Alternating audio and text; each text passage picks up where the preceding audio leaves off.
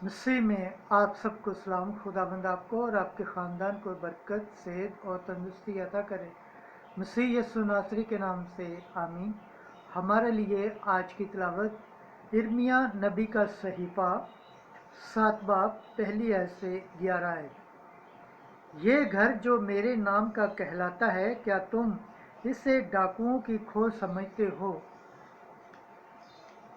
खुदा बाप, बेटे और रूह कुद्दुस के नाम से आमीन।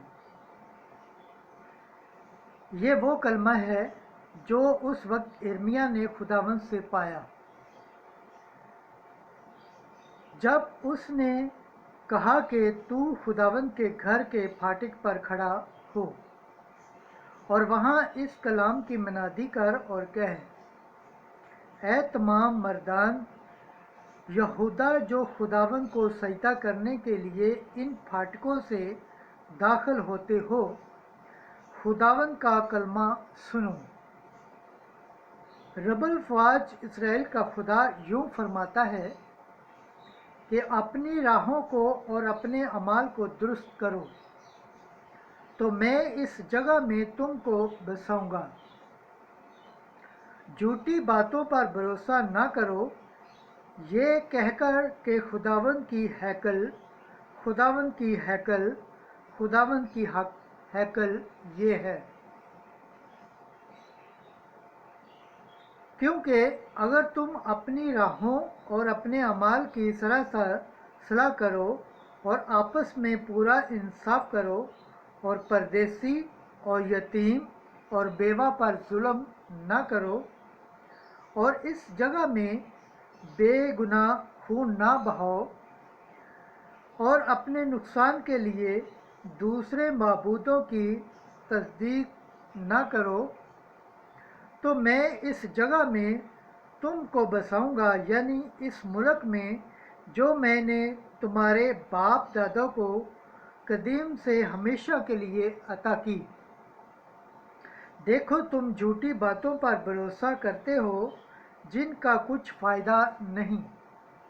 क्या तुम चोरी करोगे और कत्ल करोगे और ज़िना करोगे और झूठी कसम खाओगे और बलाम के लिए खुशबू जलाओगे और दूसरे माबूदों की जिनको तुमने नहीं जाना तस्दीक करोगे, फिर आओगे और मेरे हजूर इस घर में जो मेरे नाम से कहलाता है खड़े होगे और कहोगे, हम छूट गए, हालांकि हमने ये सब मकरू काम किए। तो क्या ये घर जो मेरे नाम से कहलाता है तुम्हारी निगाह में डाकुओं की खो बन गया? बस खुदावंद फरमाता है, मेरी निगाह में भी यूं ही है। पाक कलाम के पढ़े और सुने जाने पर खुदावंद की बरकत हो, खुदावंद का शुक्र हो, आमीन। आज का ज़बूर पढ़ा जाएगा, ज़बूर 83 तीसरी आयत से 6ठी, 8वीं और 11वीं आयत तक। जमाती जवाब, ऐ रब्बुल फ़वाज तेरे मस्कन क्या ही दिलकश हैं। मेरी जान खुदावंद की बारगाहों के लिए आरज़ूमंद है, बल्कि गुज़र होती है। मेरा दिल और मेरा जिस्म जिंदा खुदा के लिए इश्तियाक से ललकारते हैं। जमाती जवाब, ऐ रब्बुल फ़वाज तेरे मस्कन क्या ही दिलकश हैं। चिड़िया को भी ठिकाना मिलता है और अबाबील को घोंसला जहाँ अपने बच्चों को रखे, यानी तेरे मस्कों के पास, ऐ रब्बुल फ़वाज, ऐ मेरे बादशाह और मेरे खुदा। जमाती जवाब, ऐ रब्बुल फ़वाज तेरे मस्कन क्या ही दिलकश हैं।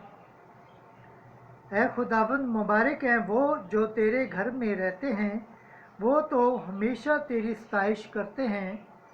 मुबारक है वो आदमी जिसकी कुव्वत तुझ से है, वो कुव्वत से कुव्वत तक चलते जाएंगे।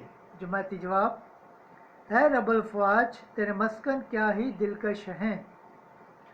यकीनन तेरी बारगाहों में एक दिन किसी और जगह के 1000 से बेहतर है।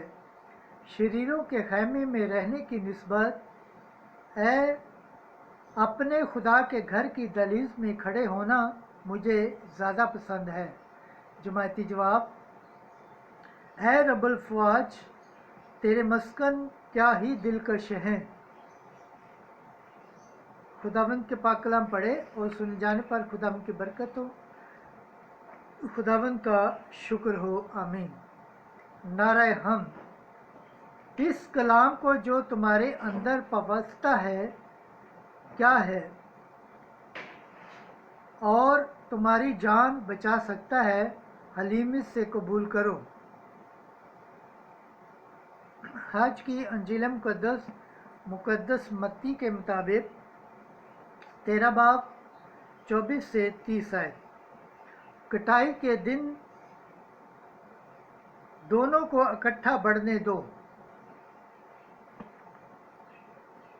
एक दिन यस्सु ने एक और तमसील लोगों के सामने पेश करके कहा कि आसमान की बादशाही उस आदमी की मानद है जिसने अच्छा बीज अपने खेत में बोया।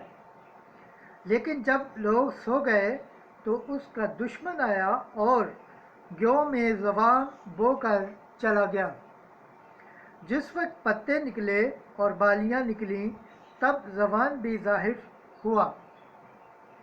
तो घर के मालिक के गुलामों ने आकर उससे कहा, ऐ साहब, क्या तूने अपने खेत में अच्छा बीज ना बोया था? फिर ज़बान कहाँ से आ गया? उसने उनसे कहा, किसी दुश्मन ने ये किया है।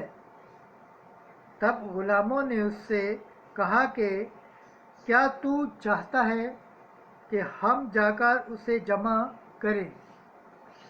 मगर उसने कहा, नहीं, ऐसा ना हो कि जब तुम ज़बान को जमा करो तो उसके साथ गेहूं भी उखाड़ लो।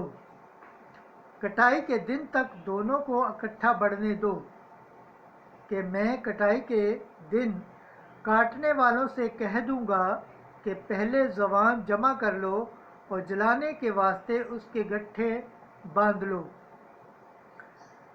मगर गेहूं मेरे खत्ते में जमा कर दो। अंजील मुकद्दस के वसीला से हमारे गुनाह माफ़ किए जाएं। ऐ मसीह, तेरी सताइश हो। खुदावंद के पाक कलाम पढ़े और सुन जान पर खुदावंद की बरकत हो, खुदावंद का शुक्र हो, आमीन। खुदा बाप, बेटे और रूह कुद्दुस के नाम से, आमीन।